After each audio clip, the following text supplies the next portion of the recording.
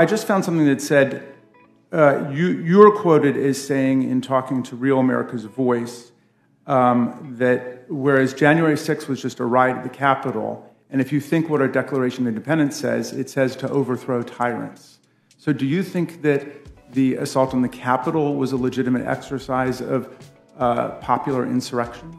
Oh, Mr. Raskins, I know it's early in the morning, but this is the Rules Committee. This isn't your Trump derangement committee that you call the January 6th committee.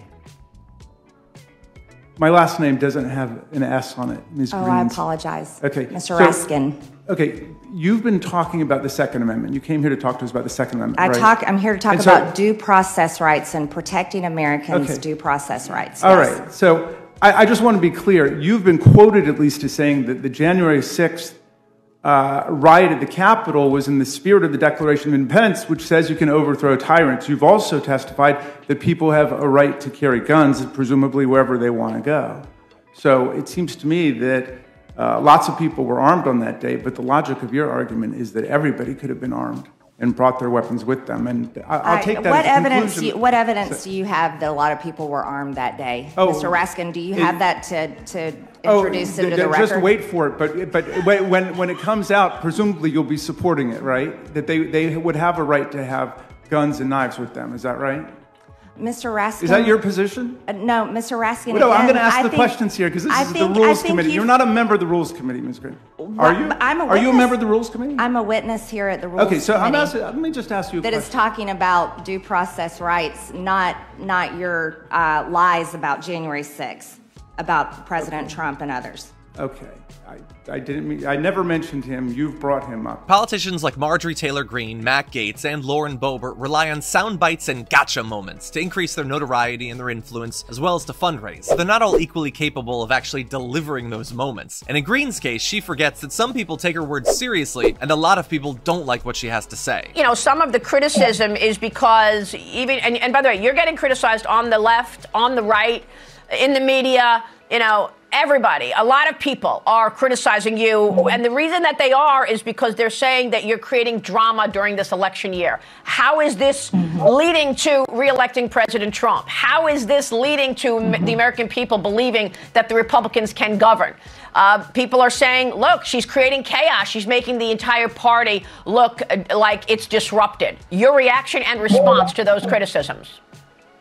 Yeah, those that are calling this drama are the very people that are responsible for the drama that the American people are having to live through every single day. Marjorie Taylor Greene saying that we need to fund the border. Well, she needs to go talk to her master, a.k.a. Donald Trump, who specifically said, do not go through with the border bill.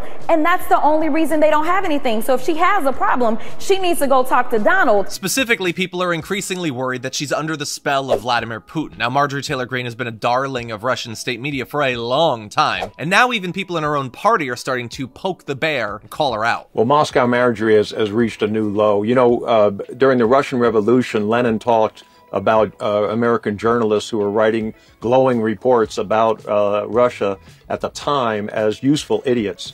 And I don't even think that Marjorie reaches that level of being a useful idiot here. She is just mouthing the Russian propaganda and really hurting American foreign policy in the process. She's acting completely irresponsibly.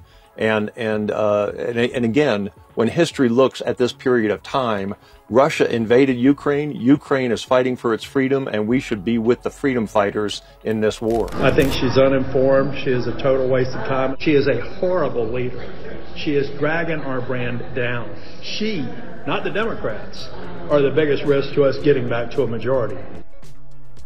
Those are incredible words. Marjorie Taylor Greene might seem like an attention-seeking kook because she is, but I fear she genuinely believes the nonsense she says. She's never heard a conspiracy theory that didn't pique her interest, and she seems like a person who could be truly convinced of basically anything if given the right amount of encouragement. Of course, Marjorie Greene is not the only Republican who seems to be currying favor with Russia, but she's undoubtedly the most brazen, at least today. It remains to be seen how the Republican Party will respond to Marjorie Greene's constant pushing of boundaries, but it certainly seems like even MAGA are starting to realize how much an agent of chaos she is and how toxic those disruptions and chaos she causes are.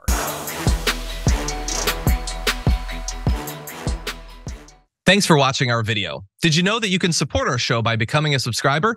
Just click the subscribe button and also ring the bell so that you get notifications when we're live or when we post new content.